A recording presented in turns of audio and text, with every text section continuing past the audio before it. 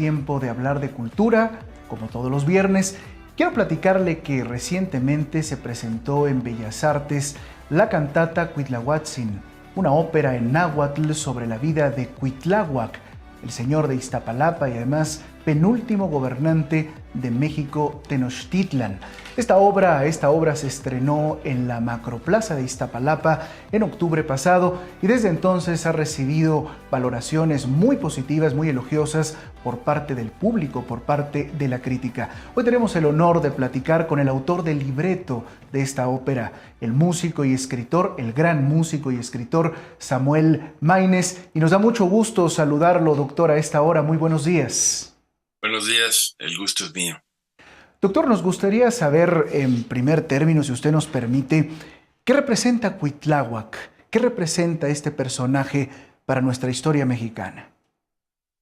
Pues Cuitláhuac es básicamente el principal héroe de la resistencia, a diferencia de Cuauhtémoc, que ya no pudo controlar el asedio y cayó prisionero. Cuitláhuac comandó la revuelta del 30 de junio de 1520 y derrotó a los españoles. Fue una derrota terrible, que es la famosa noche triste de la historiografía hispana, pero es la noche victoriosa de los mexicanos o de Iztapalapa.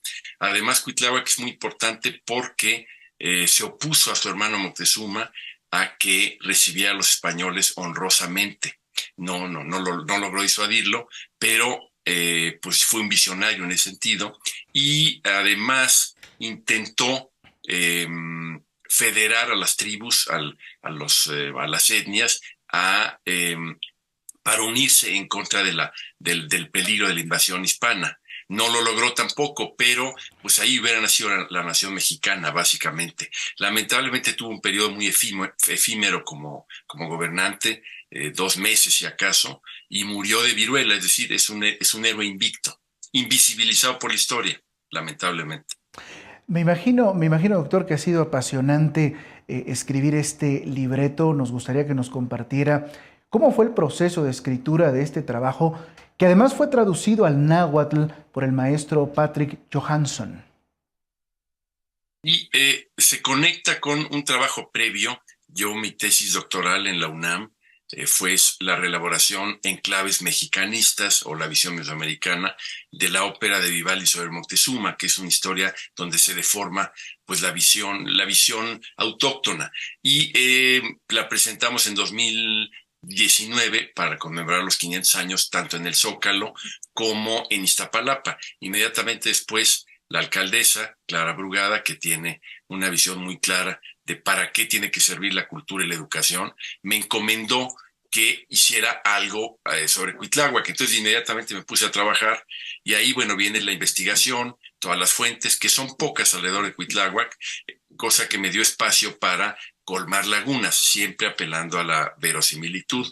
Una vez que definí el libreto, era tácito que pues fuera traducido al náhuatl clásico, porque pues es parte de los dislates de la ópera, que se canta todo en lenguas, el francés y el italiano, aunque aborden temas de otras culturas. Entonces eso era pues fundamental que le devolviéramos la lengua a los indígenas, y además de contar con la participación del doctor Johansson, que es una eminencia en el campo, también yo había considerado desde el inicio la participación del gran músico mexicano, es quizá uno de los compositores actuales de nuestra patria, con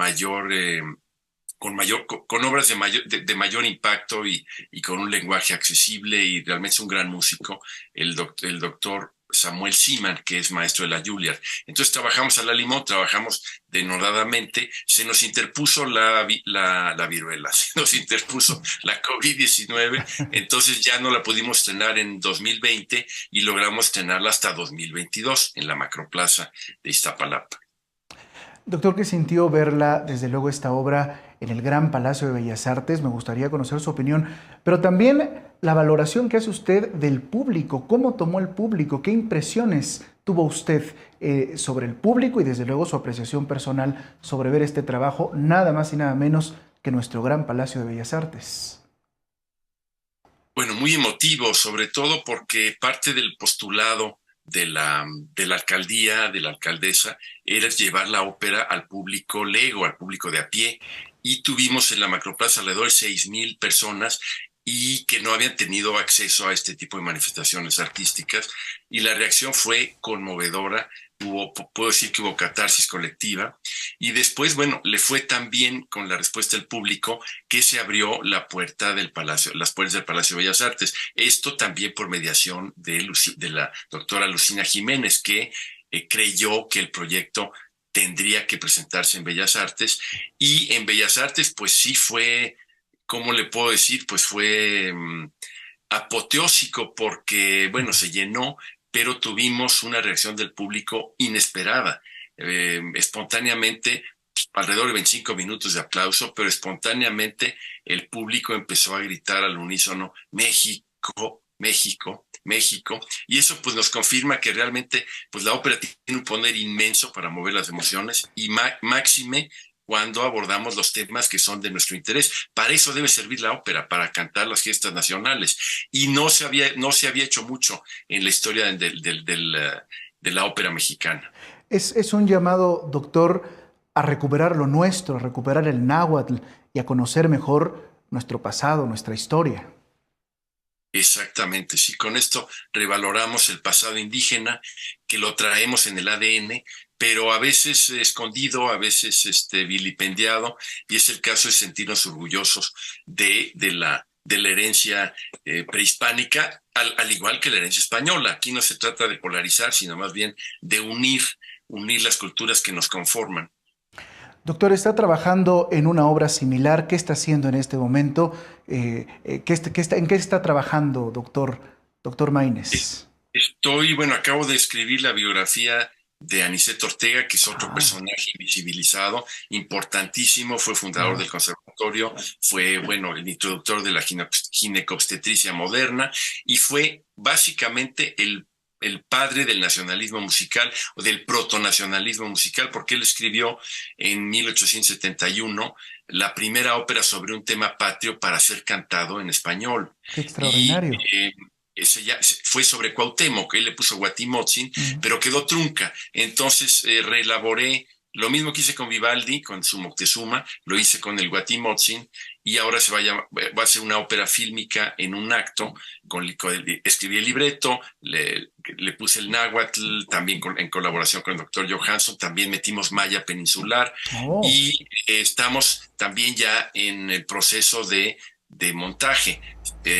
Para el año próximo está ya contemplada una versión de concierto también en Bellas Artes con la Sinfónica Nacional, y si todo va bien lograremos presentarla para el 2025 en la versión completa, porque es cuando se van a celebrar o conmemorar los 500 años del asesinato de Cuauhtémoc, que fue en 1525.